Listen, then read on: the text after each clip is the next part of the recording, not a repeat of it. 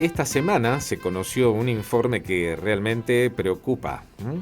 El consumo de psicofármacos aumentó 4 veces más que los medicamentos en general debido a la pandemia. Hay datos que tiene de la Confederación Farmacéutica Argentina, porque uno lo primero que se pregunta es ¿qué es lo que más se vendió? Clonazepam Ujú. y alprazolam, Sí. que se venden bajo receta. Ujú. ¿Y será que realmente todo fue vendido bajo receta? La cuestión es que en esta venta de medicamentos, la Confederación Farmacéutica Argentina contó que se han vendido cantidades que triplican y quintuplican el promedio general de unidades de medicamentos en un año, de clonazepam y de este otro que te dije, alprazolam. Estaba mirando para qué eran, ¿no? Sí. Y por ejemplo, el clonazepam es para la somnolencia, el vértigo, altibajos emocionales, alteraciones de coordinación, problemas de memoria, entre otros, ¿no? Ujú. Y el alprazolam para somnolencia, dolor de cabeza, estreñimiento, boca seca, alteración de coordinación, fatiga, deterioro de memoria. Y uno se pregunta, ¿qué fue? ¿Fue la pandemia la que nos llevó a esta cifra, a este dato, de aumentar 4 veces más la venta de psicofármacos que los medicamentos? Vamos a preguntarle a alguien que conoce y mucho de el rubro, que es Lorena Steiner Hendry, que es la presidenta del Colegio de Farmacéuticos de la provincia de Misiones. Lorena, buen día, somos Silvia y Laureano, ¿cómo está? Buenos días, Silvia. Buenos Buenos días, días. Laureano. ¿Cómo están? Pero Muy muy bien, bien. muy bien. Muchas gracias por la invitación. No, por favor. En realidad porque necesitamos saber, fue la ansiedad, fue la automedicación en tiempos de pandemia donde era tal vez más temeroso, difícil ir a ver al médico. ¿Qué nos pudo haber pasado, Lorena? Mira, la vida nos pudo haber pasado. En realidad, este aumento de consumos de psicofármacos se viene notando desde hace un tiempito un poquito más largo ya. Te diría que casi una década lleva el aumento del consumo de psicofármacos, Ujú. cosa que se ha incrementado en la pandemia. Lo riesgoso de esto, más allá del consumo propio, que no le quitamos importancia, es que durante la pandemia no solo aumentó el consumo de psicofármacos, sino el consumo de alcohol, sobre todo en adultos mayores, que indefectiblemente en uno o en otro caso consumen alguno que otro medicamento. Y dentro de esos medicamentos encontramos a este grupo de fármacos. Entonces, la interacción que hay entre ambas drogas, es muy, muy perjudicial para la salud. La Ujú. salud propia del individuo, la salud de su familia, la salud de su comunidad. Porque al ir adquiriendo cada uno de nosotros el consumo, el mal uso, el famoso consumo problemático de sustancias, va alterando la vida de los que nos rodean. Ujú. Entonces, realmente la situación está para ser muy observada y trabajada a conciencia. Ujú. Cosa que en nuestra provincia se la tiene muy, muy presente.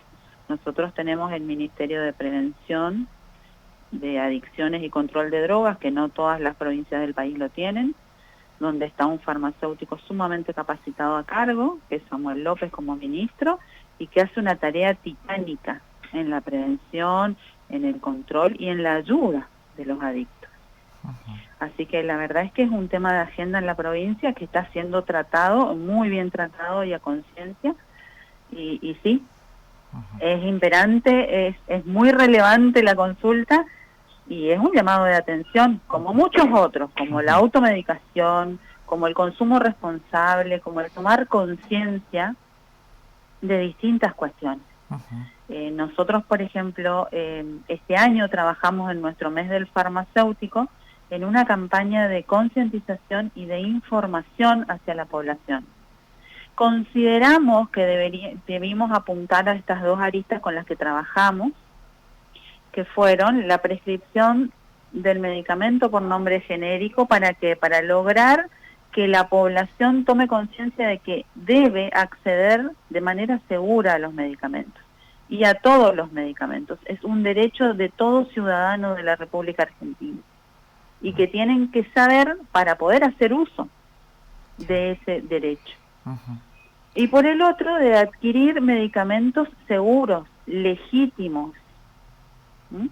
Que es la otra pata muy importante. Ujú. Con esto de la pandemia se abrieron un montón de canales de venta ilegal de medicamentos. Sí. Así que eso, en base a eso fue que actuamos y realizamos esta campaña. Uh-huh. Ahora nos quedó la pata suelta, que no es menor, digamos. Tenemos que seguir trabajando en la automedicación y los consumos problemáticos que acarrea la automedicación sin conciencia. Correcto.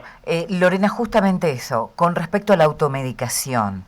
Mi pregunta es, desde tu experiencia como farmacéutica, ¿cómo acceden estas personas, ya que, es obligatorio la prescripción médica para poder acceder a estos medicamentos?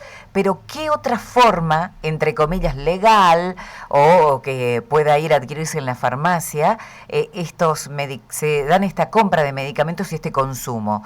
¿Se da, por ejemplo, por recomendación de una familia, alguien que le sobró este medicamento? ¿Se da esta cuestión? Mira, la forma legal de adquirir medicamentos de venta bajo receta es con receta médica debidamente prescripta y cumplimentada por el médico prescriptor, uh-huh, con su correspondiente receta de archivo. Bien. La farmacia vende de esa manera. Es por eso que te digo, en este tiempo, último tiempo, se han abierto unos canales que son ilegales, no lo correcto, y es de ahí de donde aparece este consumo. Uh-huh. ¿Sí? Con respecto al inicio de ese tipo de consumos, sí tenemos presente también que son los medicamentos de la abuela, los de uso en casa, que por ahí no los dejamos bien resguardados, de los niños, de los adolescentes, que son bastante influenciables. Entonces también precisamente ahí radica la conciencia del adulto, uh-huh, ¿no? Sí. En tener ese tipo de cuidados.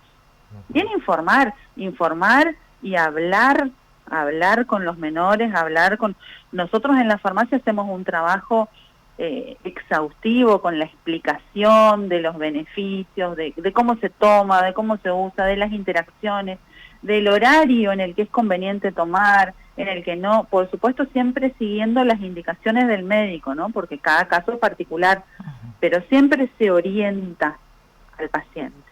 Uh-huh, uh-huh. El grave problema, conozco a algunas personas, ¿no?, con las cuales hablamos sobre todo en ese tiempo de aislamiento, donde había gente que quedó absolutamente aislada, sola, que decía, no puedo dormir de noche, y se mandaba una pastillita muy conocida, ¿no? No vamos a hacer publicidad, uh-huh, sin darse cuenta que después no podía dormir si no se tomaba esa pastilla, ¿no? Sí, es que es precisamente, volvemos al tema de la conciencia. Y al recibir la información, porque se les dice, psicofármacos tienen un tiempo de tratamiento, no es un tratamiento prolongado, es para solucionar el problema, uh-huh, ¿sí? Son 30 días de tratamiento, pueden extenderse a 60 días. Acuérdense, hay que tener en cuenta que los psicofármacos tienen una ventana, un umbral de acción. Sí. Llegan a ese límite y se necesita una dosis mayor, el cuerpo se acostumbra, producen ese efecto adverso que es el acostumbramiento. Entonces pasa una semana y vos la dosis que estás tomando no te sirve y necesitas un poquito más. Uh-huh. Y después pasa otra semana y esa dosis tampoco te sirve, necesitas un poquito más. Sí, exacto, sí. Exacto. Sí. Y pensaba, ¿no?, para reflexionar con vos acerca de la indicación médica, porque no todos los medicamentos sirven para todo el mundo. Por supuesto. ¿No? Que por ahí uno cree que, porque es tranquilizante. Lo que pasa que lo más grave me parece que es la contraindicación, claro, también, ¿no? Que puede tener un efecto completamente adverso, ¿eh? Pero claro, es que hay que evaluar el contexto, eso es lo que hace el profesional médico, no solo la sintomatología, la patología y el posible tratamiento, sino todas las otras enfermedades concomitantes, los otros medicamentos que toma para eso, porque todo genera interacción y todo eso debe ser evaluado. Ajá. Es por eso que cada caso es particular. ¿Mm? En dosificación, en presentación, hay algunos a los que el jarabe no le hace el mismo efecto que la pastilla, hay otros que la pastilla no le hace el mismo efecto que el jarabe, hay otros que necesitan gotitas, es difícil, o sea, y es personalizada la medicación. Correcto. Lorena, la última, en Misiones, ¿nos hace falta algún otro tipo de norma para regular, para evitar que exista una venta ilegal, es decir, que se pueda controlar más aún este tema de la venta indiscriminada de medicamentos? No, nosotros somos una provincia, en realidad el país está muy bien regulado en este aspecto.